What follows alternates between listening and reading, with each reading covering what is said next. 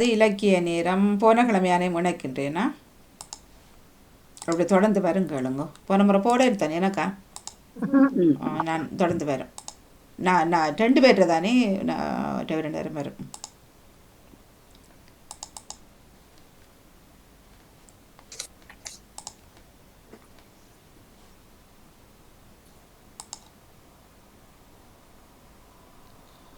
இனிய மதிய வணக்கத்தோட நெதர்லாந்திலிருந்து ஜெயம் தங்கராஜா சமகால இலக்கிய நேரத்திற்காக. இன்று மட்டுமா நினைவு நாள், உலகத்திற்கு என்னை தந்தவரின் நினைவு தினம் இன்று. இந்த ஒரு நாள் மட்டுமா நினைவு தினம், என்னை என்றும் காத்தாரே கண்ணை போன்று. வாழ்வு தந்த வள்ளலே, நிம்மதி காணாது வாழ்க்கை அம்மா என்ற சொல்லிலே. என் உலகை நீர் அமைத்தீர், அந்த உலகின் இறைவி உமை நான் துதித்து நின்றேன். நீர் என்னை விட்டு அகன்றாலும் உம்மை விட்டு நான் அகல முடியவில்லை. என் வாழ்வு அமைந்ததே எல்லை. ஜீவன் தந்த உன்னத ஜீவன், சீவியம் தந்த ஒப்பற்ற சீவியம். அந்த 3 எழுத்து மந்திரத்தை உச்சரித்தாலே போதும், வாழ்க்கையும் அடைந்திடும் நட்பேறு. 1000 உறவுகள் இருந்தாலும் தாயே, தாயென்னும் உறவை மறப்பானோ சேயே. அருகாமையின் அருமையை பிரிவின் பின்னரே உணர்ந்தேன். எனக்காக அழுத விழிகள், எனக்காக கவலைப்பட்ட உள்ளம், எனக்காக வாழ்ந்த உறவு, என் வருங்காலத்தில் அக்கறை கொண்ட ஓருயிர் அன்னை என்றே முன்மொழியே. பாலூட்டி சீராட்டி பசிபோக்கிய படைப்பே, உண்மையான வாழ்வை காட்டிவிட்ட உலகை, கருதொட்டு பெரிய பருவம் வரை உருவாக்கிய உருவே. மறப்பேனா உம்மை, சுவாசத்தை தந்தவரிடம் கொண்டேனே விசுவாசம். நினைவுகள் இன்றுடன் முடியாது, அனைத்து வளர்த்த விதம் சிந்தை விட்டு அகலாது. நீர் மறிக்கவில்லை, இருக்கின்றீர், என்னுடனே இருக்கின்றீர், உண்மையாக இருக்கின்றீர், நன்மைகளை தருகின்றீர் எனும் நம்பிக்கையுடன் வாழுகின்றேன். என் உயிர் வேறே, ஆசீர்வாதங்களால் என் வாழ்க்கையை நிரப்பிடுவீர் நீரே. நன்றி, வணக்கம். வணக்கம். சமகால இலக்கியம் வாணி மோகனுக்கும் அதிபர் நடா மோகனுக்கும் இத்துடன் நன்றிகளும் வாழ்த்துக்களும் கூறிக்கொண்டு ஆக்கம் 183 ராணி சம்பந்தர் ஜெர்மனியில் இருந்து கட்டுப்பாட்டை மீறினார். உலகில் பல வரலாற்று சிறப்பு மிக்க ஆலயங்கள் இருக்கின்றன. அத்தோடு பல பிரமிட்டுகளும் பல விசேடமான சாதனங்களும் இருக்கின்றன. இவை எல்லாம் பல நூற்றாண்டு பழமை வாய்ந்தது. அந்த நாட்டு இனத்தவர் அந்த பழமை வாய்ந்த கோயில்களும் சரி, பிரமிட்டுகளிலும் சரி, மிகவும் பாதுகாப்பாகவும் சிலவற்றில உட்புகாதவாறு அல்லது அதில் தொடாதவாறு அல்லது அவற்றில் ஏறி நாங்கள் உச்சத்துக்கு போகாதவாறு கட்டுப்பாடுகளை அதிகாரிகளை வைத்து கண்காணித்து வருவார்கள். இதே மாதிரி மெக்சிகோவில் உள்ள ஒரு புண்ணிய ஸ்தலமான அந்த பிரமிட்டில் யாரும் ஏற தடை விதிக்கப்பட்டிருந்தது. ஆனால் ஜெர்மன் நாட்டைச் சேர்ந்த ஒருவர் அந்த அதிகாரிகளின் சொல்லு கேட்காது அந்த பிரமிட்டில் உச்சியில் ஏறிவிட்டாராம். அதனால் அந்த நாட்டு மக்கள் ஒன்று சேர்ந்து அந்த பிரஜையை போட்டு அடி என்று அடித்து உதைத்து விட்டார்களாம். அன்றைய காலத்தில் யாராவது குற்றம் செய்தால் அதற்கு தண்டனையாக அந்த பிரமிட் உச்சியில் தான் மனிதர்களை பலி கொடுக்கும் வழக்கமாக இருந்ததாம். இது போலவே அந்த இடத்தில் இந்த ஜெர்மன் பிரஜையையும் பலி கொடுக்கும்படி அவர்கள் கத்தி ஆர்ப்பாட்டம் செய்கின்றனராம். இது எப்படி இருக்கின்றது? ஒவ்வொரு நாட்டிலும் உள்ள அந்தந்த புகழ்பெற்ற நல்ல ஸ்தலங்களை பார்க்க விரும்பின சுற்றுலா பயணிகளாக செல்பவர்களுக்கு இது ஒரு படிப்பினையே. அவதானமாக இருக்க வேண்டும். நன்றி, வணக்கமுடன் ராணி சம்பந்தர் ஜெர்மனியில் இருந்து. இனிய வணக்கத்துடன் சமகால இலக்கிய நேரத்திற்காக நெதர்லாந்தில் இருந்து ஜெயம் தங்கராஜா. தனக்குத்தானே குழி பறிக்கல் ஆமா. நில வாழ்விற்கு பல கொடைகளை நிறைத்துள்ளது, பல கேள்விக்கு விடைகள் நிறைந்துள்ளது. வாரி விளங்கும் வள்ளலாக பாரில் மட்டும் உள்ளதாக காற்றை ஊற்றை சோற்றை தந்து போற்றி பாடிட வைக்கின்றது நன்றியின் சிந்து. ஆமாம், அது இயற்கை. உயிரினங்களோடு எப்படியாக ஒட்டி உறவாடி பழகுகின்றது. அந்த இறைவன் படைப்பின் உன்னதம் என்பதா, சொந்த பந்தமாகி சொல்லாமல் கொள்ளாமல் தரும் உறவதா? பொழியும் மழையால் தாகம் தீர்கின்றது. குளித்து மலையும் நீர்வீழ்ச்சியை தரையில் சேர்க்கின்றது. நுரை காவி வந்து கடலலையும் கரைக்கு முத்தம் தந்தே செல்கின்றது. மலர்கள் எல்லாம் மரத்தடியில் உதிர்ந்தபின் கிடக்கின்றன. வளர்த்து விட்டவர்களுக்கு நன்றி சொல்லி மடிகின்றன. அங்கே வார், பழுத்த இலையொன்று செடியை விட்டு ஆடி அசைந்து விழுகின்றது. அதன் இறப்பு கூட அழகுதான் இங்கு. வானம் என்ன விளையாட்டு அரங்க, அனுதினமும் பறவைகளின் விளையாட்டு. இரவில் ஆனந்த வரவு, லட்சக்கணக்கான விண்மீன்கள் கூட்டம் நடுவில் அழகு நிலா பவனி. புல்லின் நுனியில் பனித்துளியின் சில நொடி வாழ்க்கை ரசிக்க வைக்கின்றது. அள்ளி பருகி மலர்களின் கள்ளை வெறி கொண்டு தேனீக்கள் கூட்டம் சுவைக்கின்றது. இயற்கையின் மடியில் இளைப்பாறிக் கொண்டால் அதுவல்லவோ மகிழ்ச்சியின் திளைப்பு. செயற்கையின் வருகையினால் ஆரோக்கியம் நிம்மதி தொலைப்பு. ஏழை பணக்காரன் என்ற பாரபட்சம் இல்லாமல் கொடுப்பது இயற்கை மட்டுமே. நாளை தந்து, சுவாசத்தை தந்து, உண்ண அன்னத்தை தந்து வாழ்க்கையை இயற்கை கட்டுமே. இறைவன் அளித்த பரிசாம் இயற்கை. அதனை பாதுகாப்பது உயிரினங்களின் கடமை. அறிவாய் மனிதா, இதை அறிந்தும் இருந்தாதிருந்தால் அது அடுத்த சந்ததியை படுகுழியில் தள்ளுவதற்கான மடமை. நன்றி, வணக்கம். வணக்கம். சமகால இலக்கியம் அதிபர் நடாமோகனுக்கும் வாணிமோகனுக்கும் இத்துடன் நன்றிகளும் வாழ்த்துக்களும் கூறிக்கொண்டு 182 ராணி சம்பந்தர் ஜெர்மனியில் இருந்து கடன் என்னும் போதை. உலகிலேயே பலவிதமான போதைகளுக்கு மனிதன் அடிமையாக கொண்டிருக்கின்றான். மனிதன் மது பழக்கத்துக்கு மட்டுமல்ல அடிமை, தற்போது புகைப்பிடித்தல், கஞ்சா போன்ற பல விபரீதமான வடிவங்களில் உலகமே அதிகமாக கொண்டிருக்கும் வேளையில் மனிதனுக்கு மனம் சார்ந்த மோசமான போதைகள் அவனது வாழ்வையை அழித்து விடுகின்றன. இதில் முக்கியமாக பெரிய பெரிய திட்டங்களை போடும் மனிதன் தனது வருமானத்துக்கு மிஞ்சியே மற்றவரிடம் கடன் வாங்கி செலவழிப்பதும் அல்லது வங்கியில் லோன் என்னும் கடன் வாங்குவதும், அளவுக்கு மீறிய ஆசையில் வாகனம் வாங்குவதோ அல்லது பெரிய பெரிய வீடு அல்லது மற்றும் பொருட்கள் வாங்குவது அல்லது பிறந்த மண்ணில் காணி அல்லது வீடு வாங்குவது, கட்டுவது போன்ற இப்படி பல செயல்களில் ஈடுபடும் மனிதனுக்கு இது ஒரு மன அழுத்தம். இதனாலேயே அவன் தீய வழிகளையும் நாடி தன் வாழ்க்கையை இழக்கின்றான். இதற்கெல்லாம் காரணம் கடன் கொடுக்க வங்கியோ அல்லது மற்றவர்களோ ஆயத்தமாக இருப்பதுதான். சில வருடங்களின் முன்பு புலம்பெயர்ந்தோர் பலர் வங்கியில் கடன் எடுத்துவிட்டு அல்லது சீட்டு கட்டிவிட்டு அந்த பணத்தை எடுத்துக்கொண்டு மீதியை கட்டாது விட்டுவிட்டு அந்த நாட்டில் இருந்து வேறொரு நாட்டிற்கு தப்பிச்சு போனவரும் வேதனைக்குரிய விடயமே. தன்னால் இயன்றதை செய்து பழகினால் பிள்ளைகள் கூட அதை பார்த்து தெரிந்து கொள்வார்கள். இந்த கடன் தொல்லியால் சிலர் தற்கொலை கூட புலம்பெயர் மண்ணில் செய்துள்ளனர். எனவே சிந்தித்து செயல்படுவோம். இவ்வளவோ பெரிய தொகையை கூட சர்வசாதாரணமாக கடன் எடுப்பவர்கள் சற்றும் சிந்திப்பதை நிறுத்திவிட்டார்களா இன்றைய சூழலில்? இல்லையே, தொடர்கின்றனர். நன்றி, வணக்கம். ராணி சம்பந்தர் ஜெர்மனியில் இருந்து. நன்றி, வணக்கம்.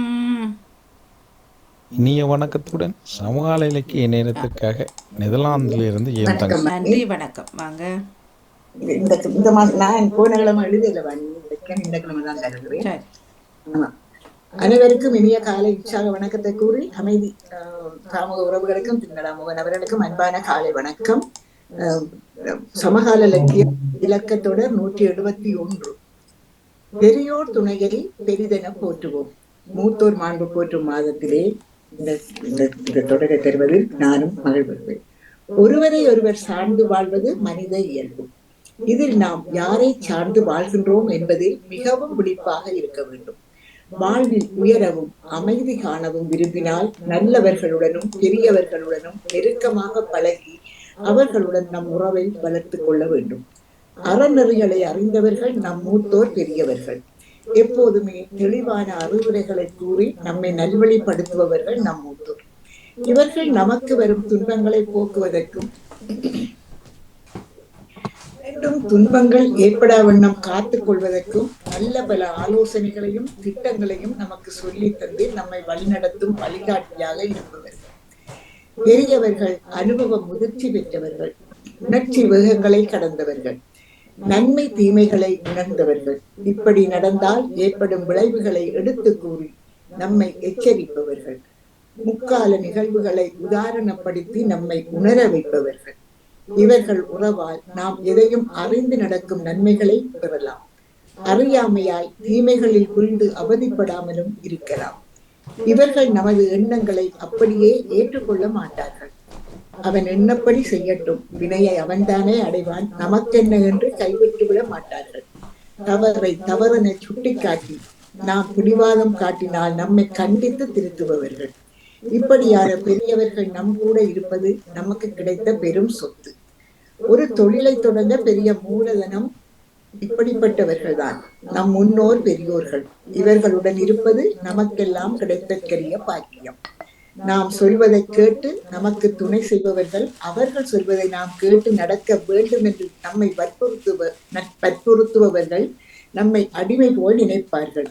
எனவே இவர்களை தவிர்த்து பெரியவர்கள் விருப்பத்துக்கேற்ப நாம் நடந்து அவர்களை உறவாக்கி அவர்களை பேணி பாதுகாத்து நாமும் நலமாக வாழ்வோம். நன்றி, வணக்கம். நன்றி, வணக்கம். சிறப்பான உங்களுடைய இலக்கியத்துக்கு வாழ்த்துக்கள். வாணி என் தங்கராஜாவினுடைய இலக்கியம், ராணி சம்பந்தருடைய இலக்கியம், மற்ற நிவிஸ் அவருடைய இலக்கியம், மூவருடைய இலக்கியமும் கேட்டு அனைவருக்கும் வாழ்த்து கூறி விடப்படுகிறேன். நன்றி, வணக்கம். நன்றி, வணக்கம். இன்றைக்கு ஜெயம் அவர்களது அம்மாவின் நினைவு நாளா? இன்றா? இது போன கிழமை தந்ததல்ல வாணி? 24ஆம் தேதி. அது ஆமா, 24ஆம் தேதி தான் பிறந்த நாள். 24. எப்படி வாணி? நன்றி நன்றி. எனக்கு அதை கேட்கும் பொழுது வாணி 24ஆம் தேதிக்கு தானே எங்களுடைய அம்மாண்டே வந்தது. அந்த அந்த ஞாபகம் எல்லாம் அப்படியே வந்து விட்டது. அது நான் உடனே யோசிச்சேன், ஏத்துக்கும் இதுக்கும் எங்கட இதுக்கும் நல்ல விட்டா அப்படி அந்த சொன்ன அந்த வசனங்கள், அவர் சொன்ன அந்த ஒரு வரியும் மிக மிக எனக்கும் அதை வலிச்சு கொண்டிருந்தது. அதுதான் பேசாம தலையை குனிஞ்சு கொண்டு அப்படியே கேட்டுக்கொண்டு இருந்தேன். மிக மிக சிறப்பு. மற்றது அந்த பெருல மெக்சிகோலயும் அந்த நடந்த ராணி சம்பந்தர் எழுதிய அந்த இதுவும், அவனவன் போறண்டா போன வேலையை பாக்குறதுக்கு இவரின் பிரமிட்டுக்கு மேல ஏறி அதை பார்த்தவன். அப்ப அவருக்கு தெரியும் தான் ஏறக்கூடாது. தேவையில்லா வேலை. இங்கே ஒருவர் பிக் பன் லாரி செய்தார்.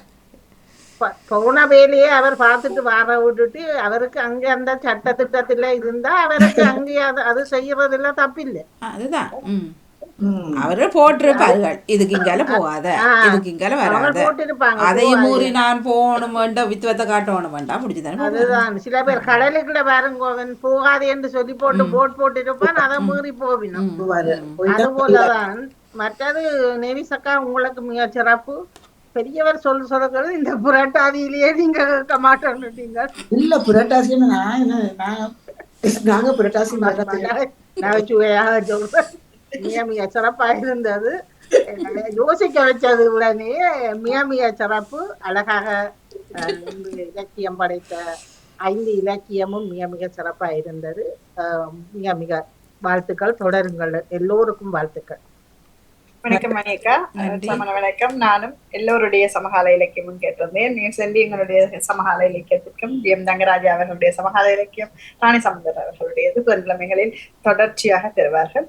சிறப்பான வாழ்த்துக்கள் எல்லோருக்கும். எங்களையும் யோசிக்க வைத்தது. அதே மாதிரி செல்வி சொன்ன மாதிரி தான் அம்மா என்று அந்த அந்த நினைவை கொண்டு வந்த விதம் அருமையா இருந்தது. ஜீவனால சிறப்பான வாழ்த்துக்கள். சொல்லி எங்களுக்கும் அழகான வரிகள், அந்த வார்த்தைகளை கவனித்து நல்ல தொடர் வார்த்தைகள் இல்லையா, அதை நீங்க எழுதுனீங்களான்னு ஒருமுறை அவங்களை பார்க்கணும் இருந்து பார்த்துருக்கேன். நேரங்களை அழகான வார்த்தைகள் போட்டு அழகான அந்த தொடர்ச்சியா செய்துட்டு வர்றீங்க. வாழ்த்துக்கள் உங்களுக்கு. நன்றி, வணக்கம். நன்றி நன்றி நன்றி, வணக்கம். வணக்கம் அணி.